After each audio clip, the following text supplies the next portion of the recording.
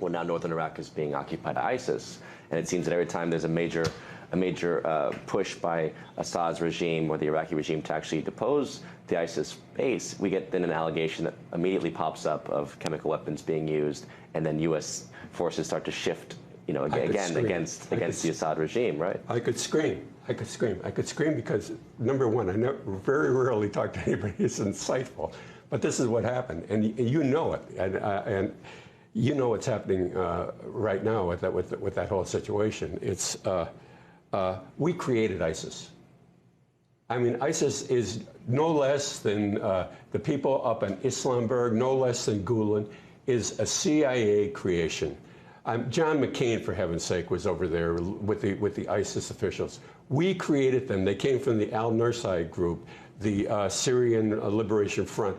These two organizations combined, and they morphed into ISIS. It's our creation. We create them. We still direct them. When ISIS warriors are injured in battle, where are they transported? They're transported, for heaven's sake, to Israel.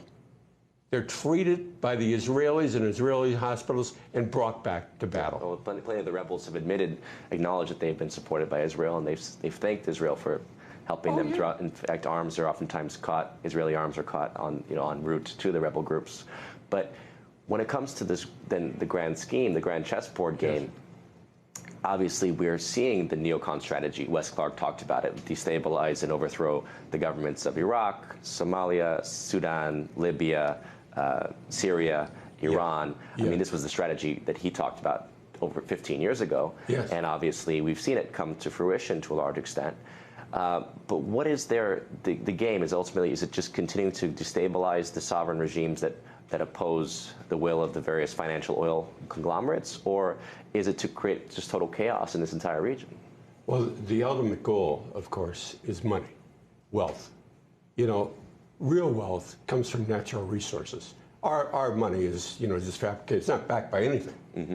But real wealth comes from natural resources, be it gold, be it oil, be it heroin, which is the third most valuable commodity in the world right now. Another reason we're in Afghanistan. Mm-hmm. But the end of the game is being played to be won. It's not a game that will go on ad infinitum. Mm-hmm. It's being played to win, so that at the end of the day, the money cartel from the United States primarily, it's really an Anglo-American establishment. British and U.S. Yes, but at the end of the day, they control the natural resources. Russia's dependent on it.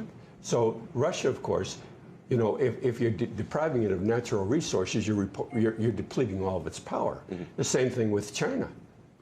So the end of the game is total economic control of the world.